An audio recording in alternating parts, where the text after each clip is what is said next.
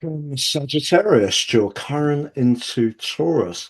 3-month forecast for the ascendant, the sun, or the moon on June the 19th through to September the 18th. And for the first time since 1984, Chiron moves through the earthy, practical Taurus for an initial 13-week period. In my last 50-year cycle video, I reviewed Chiron's unusual orbit, its journey through Aries, and gave an overview of what we can expect in Taurus. But what I want to do today is unlock how you can work with that Taurus Chiron energy to improve your sense of well-being, your self-worth, but also unlock more personal value. At the end of the video, you'll have a clear picture of what's upcoming in terms of your energy, work, relationships, or finances. I'm astrologer Patrick Arundel. A very warm welcome. If you've yet to subscribe to my channel, please do so now to help it to continue to thrive. But please also click or tap the bell notification symbol. On the screen is your event chart, the exact moment that Chiron arrives. So let's just think about those Tauran archetypes. So Taurus is the second zodiac sign. It's very much about consolidation, the foundation. It can be about our values, our self-worth, and our approach to money and resources. But it's ruled by the rather sensuous energies of Venus. So it has a great appreciation of the good things in life, but particularly good food. And in fact, Taurus is the sign of agriculture. But for you, ironically, it is the sixth house, the house in astrology, which we think is very much to do with being virtuous about our physical well-being. But Chiron and its initial journey here could stir up some issues. For example, if we don't feel that our bodies are that valuable, we don't feel that we're that alluring because of that more Venusian energy, we could be a little bit self-critical, Chiron in the sixth house. So that's something we may need to work at. Now, fortunately, Mars, the planet of action and desire, is in the sign of Taurus, and actually forging a brilliant link with your ruler Jupiter, which is one of the most energizing aspects in astrology. Also, Mars is working very well with Mercury, which, although it can be about communication, it can also be about curiosity, and in the eighth house could be about you diving deep to find out more about how you can make some better decisions about your lifestyle choices. Because I really do feel the sixth house is down to us. You know, the first house is our body. You don't have anything in the first house, but in the sixth house, you have those options.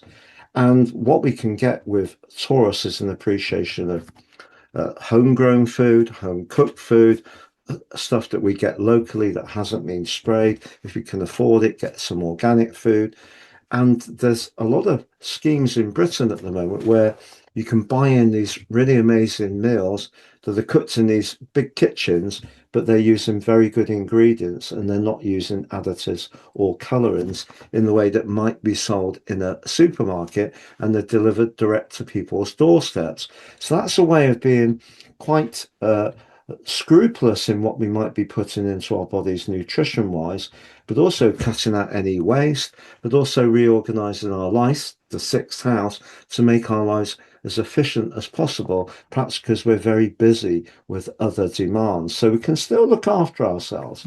The other thing that I'm thinking of with Taurus, you know, we all like the odd treats, or many of us do. So whether it's that glass of wine, that calorific goodie, we can just become a little bit more aware of being a bit thriftier about what we're consuming, because Taurus is very much about enjoying the good things in life.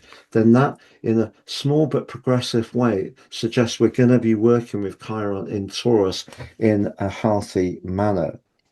However, it's also important, if we have a struggle around our attitude to money, because the sign of Taurus can be about where we're rather too attached. So if there are some particular things we do. It could be a gym membership, but we don't attend very often, but we're waving the flag that we have it. I actually know someone who insists on being a member of a very expensive gym, but I don't necessarily think it's got the resources to do it. But it's very important. It's a badge of honor. So those kind of things come from a wound. You know, there's just as much to be gained. I've got another friend who goes to these public gyms. So literally goes for a walk at 7 o'clock in the morning. They've got all this apparatus out in the outdoors in Britain where the weather isn't always great, and uses that to actually get fitter, which is terrific and costs absolutely nothing. But the other thing with Taurus is it's very much to do with security and stability, and the sixth house can be about our jobs and it can be about our commitments and obligations. And I think if we do a job, and a lot of us spend a lot of our time with our work, we're doing something we don't get much personal satisfaction from, that's not going to help us to value ourselves. So that's something else that I think you're going to review.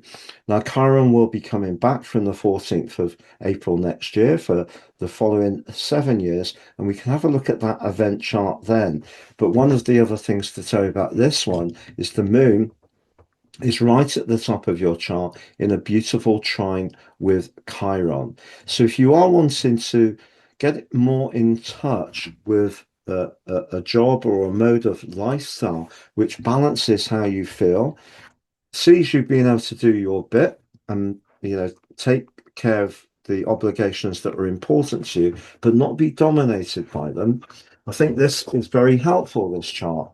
We also have that Mars in the sixth house in Taurus is giving you extra vitality and stamina, and has been for about the last 4 weeks. It's going to be moving into your sector of relating on the 28th of June, but just before it does, it reaches a peak. You can see it's applying now the sextile to Jupiter. So Jupiter, your ruling planet, very much to do with abundance, but in that eighth house can be to do with longer term finances, but in a great link with Mars. So I think if you're wanting to apply for jobs, you can use the energy and the enthusiasm of Mars's link to Jupiter over these next 3 months to claim your prize in terms of what you're worth. I'm careful about the word abundance. I would never title a video "Claim Your Abundance." There's a lot of people very uncertain in the world at the moment about how they're going to earn their living because of the pace of change. But what we can do is change how we are inside, and then that will attract better things to us. So if you're very hard on yourself and you don't actually think that you have that much value to offer, then that will be picked up energetically. You can say by the universe, I'm much more down to earth. It could be just by the person you're talking to about that potential job. But if we feel good about ourselves, eventually that is something that people will be drawn to. Now, Chiron is also forging a great link to the nodes, which is intriguing because the nodes, the north, and very much about emotion, about how you feel. The south could be the kind of work you've done in the past that you felt very comfortable and familiar with, maybe to do with routines. But Chiron actually fits in very well with them, along with the moon. What doesn't fit in well with the nodes is Uranus. So that's going to continue to clash with them right through to the 26th of July. So when it comes to relationship matters, if you're in a relationship where you do a lot of the heavy lifting when it comes to domestic chores, very sixth house, and you don't feel very valued by your partner who dismisses it, well, that's just that. I've got this, all these chores and obligations in my professional role. That's not healthy. And therefore, Uranus being on that seventh house cusp, set to be joined by Mars through the last few days of June, you could be particularly militant if you're not feeling heard and seen about the amount of sacrifices you're making, which the sixth house can be about. Now, we know that the sixth house can be about our physicality, can be about being more virtuous, But I think most of all, it's like trying to bring purity to whatever we're putting in our bodies. And this is something I feel very passionate about. I also feel very passionate about localism. If we're giving money to a big supermarket who's importing the goods that we may be eating that are coming from all over the world, it's not great for the environment, but it's also old food. It may look good, but maybe it's been sprayed in order to make it look good. And if we buy something as locally as we can, we're having such a positive impact in so many different ways. And I think Sagittarius people often do have a great appreciation of the big picture. And I think that can work for you too as well. Now, Venus is the ruler of the sign of Taurus and actually is in a fantastic link with Uranus, believe it or not. But Venus is in a part of your chart that's very much being a truth seeker, but also encouraging you to be prideful about your glorious appetite for knowledge, travel, big experiences. If someone's keeping you in a small world, whether it's a bad job or a bad partner, or perhaps some bad choices that you're making yourself, Venus gives you the chance in that link to Uranus to liberate yourself.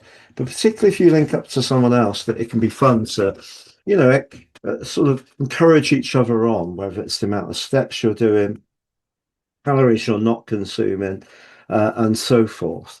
But Venus is also in an opposition with Pluto. It's a complex aspect, this. It can have great qualities. For example, someone could enter our orbit, particularly if their ideas are really interesting for you, but you could find to be very captivating because Pluto brings more passion and intensity to Venus.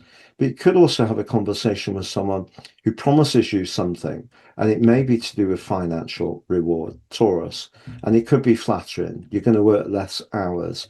We're going to make your life more simple, but do peel back the apparent offer to try to get to the motive underneath it, but also the motive you may be tempted around how you could be seduced, because Pluto opposite Venus can be very much about obsession, but it can also be about laying on the charm with an absolute trowel. So just be conscious of that.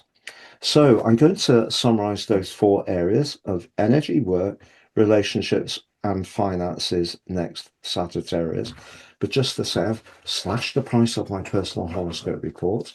For many years, it was buy two, get 30% off. But because of the cost of living increases, I wanted to keep them as accessible as possible. So now it's buy one, get three.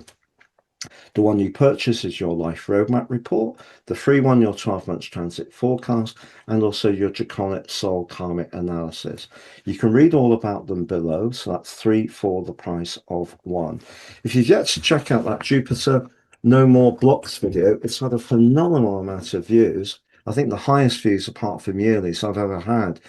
Please do, because I really do push back on what I believe was the false message that Jupiter in Cancer was going to be unbelievable because it was exalted.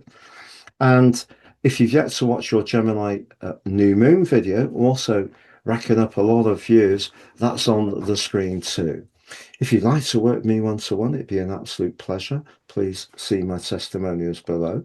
And if you've yet to sign up for your free daily written horoscope, find your device each morning. You can do that too. And also you can download your free Chiron factoid underneath this video as well. So to summarize, when it comes to energy, Chiron in the sixth house, it's pretty clear about all the things that are needed. It's about being virtuous, but it's also about valuing your sense of serenity that will come from creating more purity around whatever it is you're eating and drinking. It's really getting to it. It's being on the front foot, and Mars is definitely going to help that. In terms of your professional situation, it's interesting that the moon is in that 10th house. You're known as a fire sign that is, massive enthusiasm, and that's something that's very compelling to people. But your intuition can be helpful around your work over the next 3 months. But I really like Mars in that link to Jupiter and Mercury. So if you buy or sell, I think you're going to be even better at it during that time. Neat finances, well, having Jupiter and Mercury together which both can have their fortunate dimension. Okay, Mercury isn't in its best zodiac sign, it is in its pre-retrograde shadow, but it is in the eighth house, it is in a conjunction with Jupiter, and it is in a wonderful sextile to Mars. So I reckon that's very broadly good for your long-term finances. Now, romance can be anything you want it to be, really. If you're in that unhappy time, which is a lot of give, no get, not much appreciation, being taken for granted, doing all the chores, a lot of, could even be childcare, whilst juggling your own job. If someone's being quite selfish, it's time to push back. And Uranus on that seventh house is the big clue. That is very close to that seventh house cusp. So it's going to be significant. So I would say around your home and emotion and your work and your relationships, there could be some pinch points over the next 3 months, but really it's because you're going to find your voice. Now, if you are free and single, that Uranus-Venus thing and Venus-Neptune, oh, these are just absolutely delicious planetary aspects. And Venus in that opposition with Pluto suggests you could encounter someone you cannot resist. But whether it's a relationship that's destined for the long term or destined for a night of deep passion is another matter. It's been a real pleasure being with you. Thank you so much for joining me. All the best, Sagittarius, and look forward to seeing you again soon.